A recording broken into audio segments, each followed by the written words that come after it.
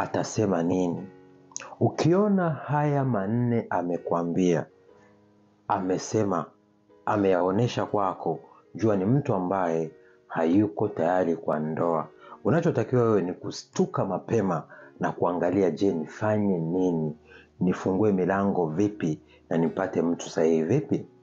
Kitu cha kwanza ambacho atakuonesha ni unapomwambia kwamba ni lini sasa tuwe serious, labda tuende kujitambulisha au tuwe nini, anaweza kuambiaje kwamba kuna uwezekano mkubwa. Ukimwambia hivi, mahusiano haya tutafunga ndoa lini, au tutaoana kweli, au haya mahusiano yanaelekea wapi, tutaoana au tutafunga ndoa, anakuambiaje kuna uwezekano mkubwa sana, ila tusubiri kwanza, bado ni mapema.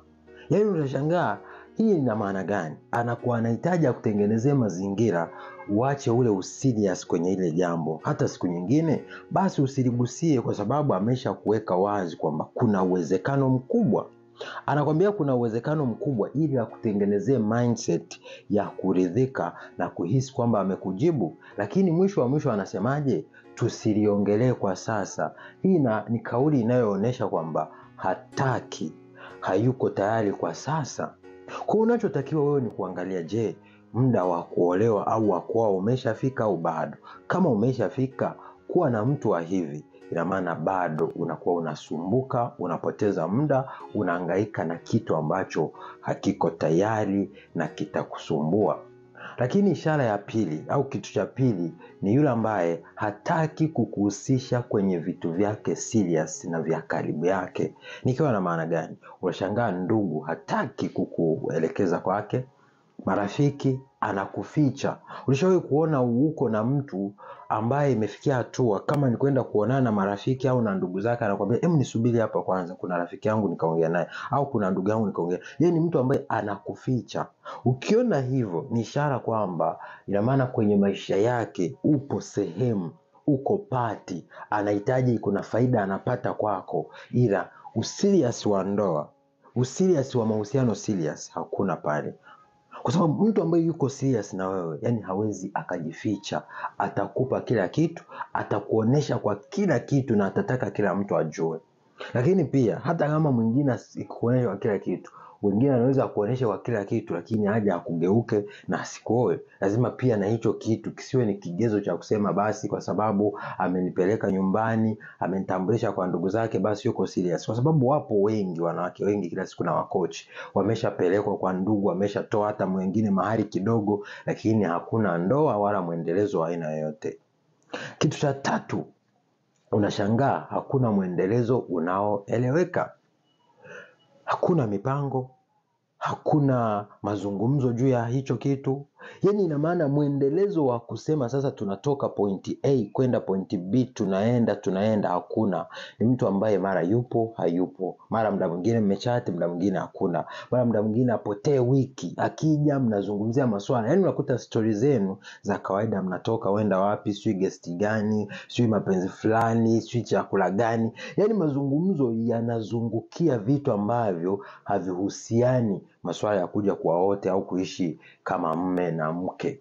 Lakini cha nne na cha mwisho, unashangaa anabadilika. Muda mwingine anakuwa na hasira au anakutolea maneno makali, au muda mwingine anabadilika sura, hata ule ukaribu anauondoa pale unapoonesha userious wa kuhitaji ndoa. Inapotokea hatua kwamba ukaonesha ile serious, yani kuna kipindi unamgusia masuala ya serious kwenye ndoa, unashangaa ataanza kukuambia hao bana unaongea sana, niko busy, mara muda mwingine asipokee simu, muda mwingine akatia mawasiliano, au kila mmoja aishi maisha yake. Yani kuna vitu ataanza kuonesha.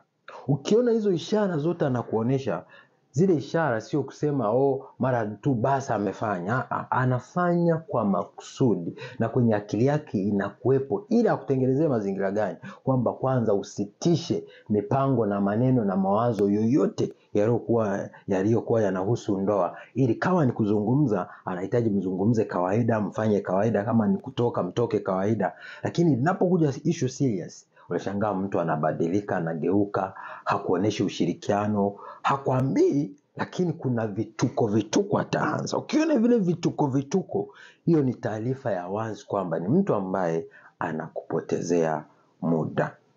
Mimi naitwa Apostle Johannes John. Sijui mwenzangu naitwa nani, nawapenda sana. Asante kwa kuendelea kushiriki na kuwa wanadarasa wa darasa hili la Johannes John. Na mimi nawapenda sana.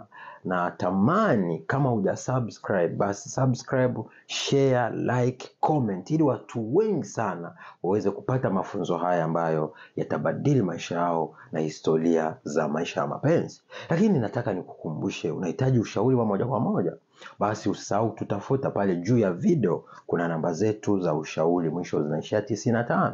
Lakini pia nataka nikukumbushe jambo, unahitaji vitabu juu ya kumrudisha ex wako kirahisi, kupona maumivu ya mapenzi, kupata ndoa kirahisi, au kumteka akili mpenzi wako kwenye ndoa, basi tutakusaidia na maisha yako lazima yawe ya thamani. Vitabu hivi tutakusafirisha, tutakutumia kwa njia ya simu, vipo kwenye mfumo wa soft copy duniani kokote ndani ya dakika 2 au ndani ya dakika 1. Ukishalipia shilingi 3,000 kwa kitabu kimoja, lakini ukisema uchukue vyote vinne utalipa shilingi 5,000. Tutakutumia kokote kule uliko duniani ndani ya dakika 1 tu. Maisha yako lazima yawe ya thamani. Asante sana. Be a shining star. Thank you for watching.